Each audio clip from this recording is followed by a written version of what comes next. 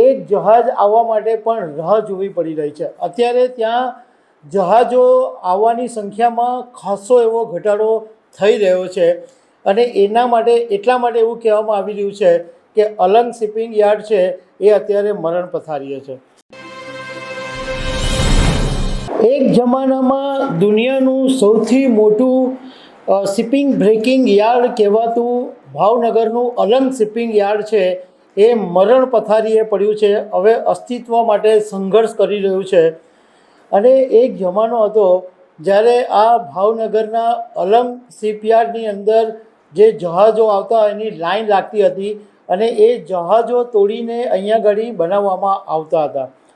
પરંતુ અત્યારે પરિસ્થિતિ એવી છે કે એક જહાજ આવવા માટે પણ રાહ જોવી પડી રહી છે। અત્યારે ત્યાં જહાજો આવવાની સંખ્યામાં ખાસો એવો ઘટાડો થઈ રહ્યો છે અને એના માટે એટલા માટે એવું કહેવામાં આવી રહ્યું છે કે અલંગ શિપિંગ યાર્ડ છે એ અત્યારે મરણ પથારીએ છે। તો આના વિશે હું તમારી સાથે વાત કરીશ। મારું નામ રાજેશ શાહ છે અને તમે જોઈ રહ્યા છો ગુજરાતના સૌથી મોટા ડિજિટલ ન્યૂઝ પ્લેટફોર્મ ખબરછે.com। આ વાત અમે અત્યારે એટલા માટે કહી રહ્યા છે કે ગુજરાતના ભાવનગરની અંદર અલંગ અને બીજા જે આજુબાજુના ગામના જે વિસ્તારો છે ત્યાં આગળ ગુજરાત સરકારે ગેરકાયદે બાંધકામ તોડવા માટે એટલે ડિમોલેશન માટે 17 ડિસેમ્બરની તારીખ આપેલી છે। એટલે 17 ડિસેમ્બરે મોટા પાયે ડિમોલેશનની તૈયારી પણ ચાલી રહી છે અને આ પહેલાં 7 મહિના પહેલાં પણ આ વિસ્તારોની અંદર ગેરકાયદે દબાણો હતા એ દૂર કરવામાં આવ્યા હતા અને આ જે 17 ડિસેમ્બરે ડિમોલેશનની તારીખ નક્કી થઈ છે એનું ગામના લોકો વિરોધ કરી રહ્યા છે। કારણ કે એમનું કહેવું છે કે 2000 શ્રમિકો છે એ ઘર વગરના થઈ જશે। 300થી વધારે જે વેપારીઓ છે એમનો જે ધંધો છે એ પડી ભાંગશે। હવે અલ જઝીરા ન્યૂઝમાં એક રિપોર્ટ સામે આવ્યો છે અને એ રિપોર્ટની અંદર એવું કહેવામાં આવ્યું છે કે ગુજરાતના ભાવનગર જિલ્લામાં દુનિયાનું સૌથી મોટું જે અલંગ શિપિંગ યાર્ડ આવેલું છે તે અત્યારે મરણ પથારીએ છે અને 1983માં આ જે શિપ બ્રેકિંગની શરૂઆત થઈ હતી અને અત્યારે 42 વર્ષમાં અત્યારે સૌથી મોટો અને સૌથી લાંબો મંદીનો પીરિયડ ચાલી રહ્યો છે। કારણ કે આ જે શિપ બ્રેકિંગ યાર્ડ છે એ અસ્તિત્વ સામે ઝઝૂમી રહ્યું છે। અલંગની અંદર ભાંગવા માટે જે શિપ આવતા હતા જે જહાજો આવતા હતા એની સંખ્યામાં નોંધપાત્ર ઘટાડો થઈ રહ્યો છે। અલ જઝીરાના અહેવાલની અંદર ભારતના શિપ રિસાયકલિંગ ઇન્ડસ્ટ્રીઝ એસોસિએશનના સેક્રેટરી હરેશ પરમારના કોર્ટથી એવું કહેવામાં આવ્યું છે કે 2011-12નો એ અલંગનો સૌથી મોટો વ્યસ્તનું વર્ષ હતું। 2011-12ની અંદર એટલા બધા શિપ અહીંયા બ્રેકિંગ માટે આવેલા હતા।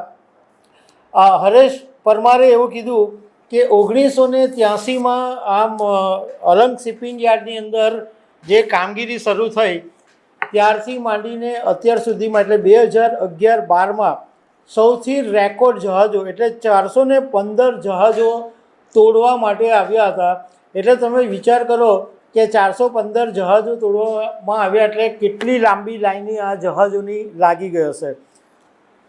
અને ત્યારથી આ જે યાર્ડ છે એમાં ભારે ઘટાડો થઈ રહ્યો છે અને 10 કિલોમીટરનો જે દરિયાકાંઠો વિકસ્યો છે એમાં લગભગ 153 પ્લોટ હતા એ ફક્ત અત્યારે 20 જ કાર્યરત છે, 20 જ ચાલુ છે અને એ 20 પણ માત્ર 25%ની ક્ષમતા સાથે કામ કરે છે।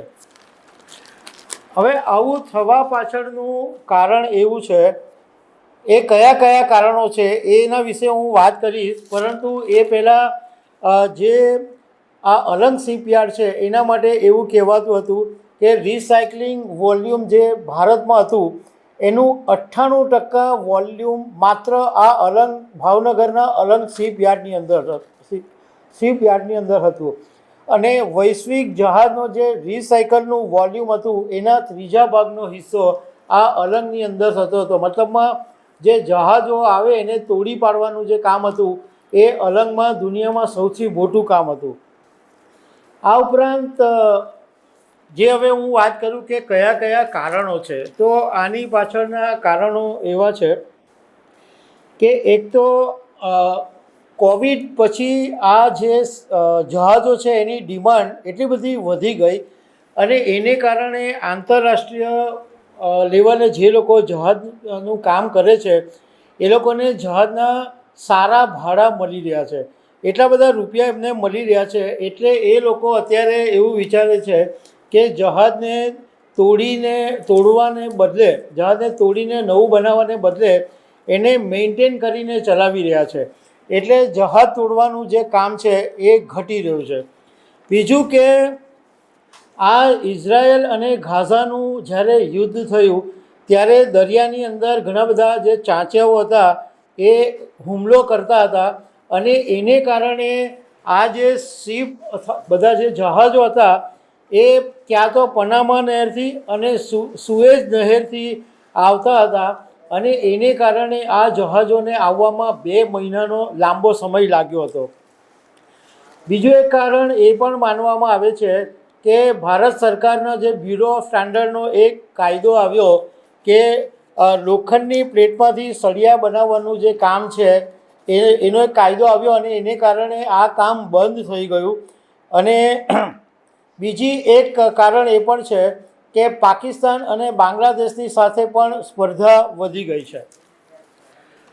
હવે United Nations conference and trade and development દ્વારા એક વિશ્લેષણ કરવામાં આવ્યું હતું અને એની અંદર એવું કહેવામાં આવ્યું કે રશિયા, યુક્રેન અને મધ્ય પૂર્વના તણાવને કારણે દરિયાઈ બળતણ છે એની અંદર લગભગ 60% વધારો થયો અને જેને કારણે જે જહાજોનું જે ઓપરેશન ખર્ચ છે એ બહુ જ વધી ગયું છે અને એ પણ એક કારણ છે કે શિપિંગ માટે હવે શિપ બ્રેકિંગ માટે હવે જહાજો આવતા નથી. તો આ જે અલંગની જે ઓળખ હતી કે આખા દુનિયાભરની અંદર સૌથી મોટું બ્રેકિંગ યાર્ડ હતું એ અત્યારે એના અસ્તિત્વ સામે સંઘર્ષ કરી રહ્યું છે અને મરણ પથારીએ છે. તો દર્શક મિત્રો, આવી અનેક વાતો સાથે અમે તમને મળતા રહીશું. Thank you very much.